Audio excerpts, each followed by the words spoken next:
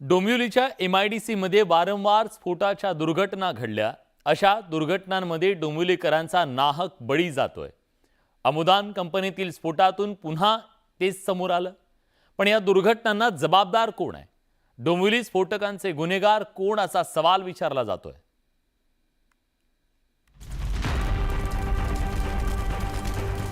धगधगती आग आणि धुरांचे लोट या काळ्या धुराप्रमाणेच संपूर्ण डोंबिवलीवर भीतीचं सावट गडद झालंय।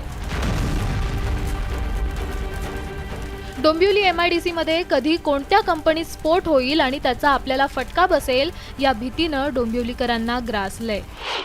डोंबिवली MIDC मध्ये 700हून अधिक कंपन्या आहेत। त्यामध्ये 126 टेक्सटाईल तर 156 केमिकल कंपन्या आहेत।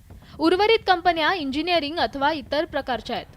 मात्र गेल्या काही वर्षात डोंबिवली MIDC मध्ये वारंवार दुर्घटना घडल्यात। सुरक्षेचा नाही, कारण की आपण असं सांगा आमचाही धंदा या केमिकल कंपनीवरतीच आहे, असं नाही की आम्ही नाही सांगू शकत आहे। पण जीच शिफ्टी त्यांना द्यायला पाहिजे होती कंपनीवाल्यांना, काय असेल त्यांनी जे काय करायचं असेल त्या लोकांनी त्याच वेळेस असं करायला पाहिजे होतं। आज ही परिस्थिती झाली नाही। अजिबात सुरक्षित नाही आहे। रेल्वेचा विषय असो किंवा केमिकल झोनमध्ये आम्ही राहतो त्याचा विषय असो, ॲक्सिडेंट, आता वाढते लोकसंख्या, वाढत्या गाड्या, याच्या सगळ्याच्याच बाबतीमध्ये आम्ही असुरक्षित आहोत। मी तर प्रशासनाला सांगेन की एकदा तुम्ही अधिकाऱ्यांना बाहेर काढा, सर्व अधिकाऱ्यांना आमच्या डोंबिवलीतून बाहेर न्या आणि इथे एक अनुपम टाका आमच्याकडे आणि सगळ्यांना एकदा संपवा। आम्ही थोडे रोज मरू शकत नाही।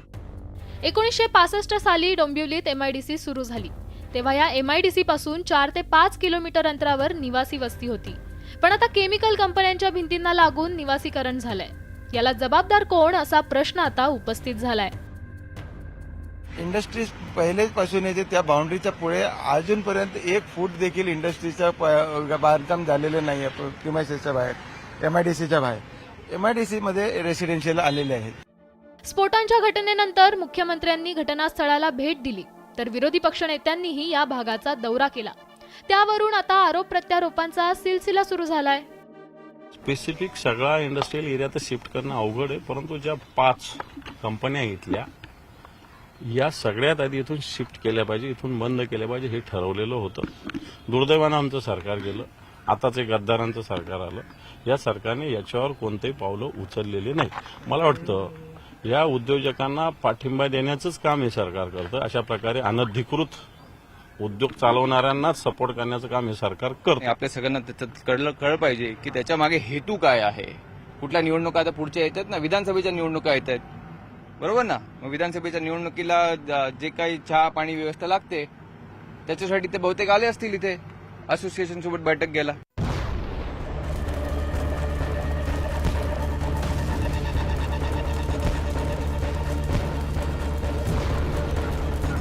डोंबिवली MIDC मध्ये अनेक दुर्घटना घडल्या आहेत। 26 मे 2016 साली प्रोबेस कंपनीत स्फोट झाला होता।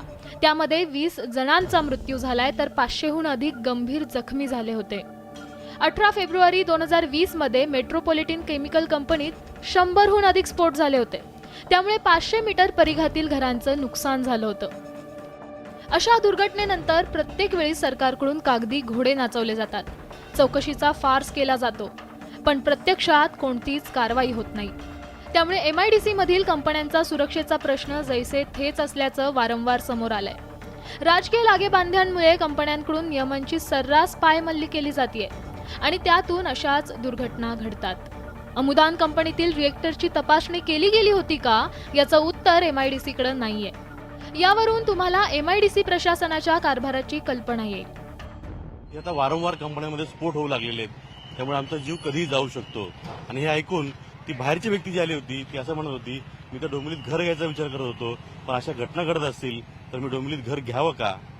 यावर एकच असं वाटतं की डोंबिवलीकर जे आहेत हे स्फोटकांवर बसलेले आहेत, जे कधीही कुठेही कोणत्याही कंपनीमध्ये स्फोट होतो किंवा कोणतीही अप्रिय घटना घडते आणि त्याचा बळी नाहक डोंबिवलीकर जातात।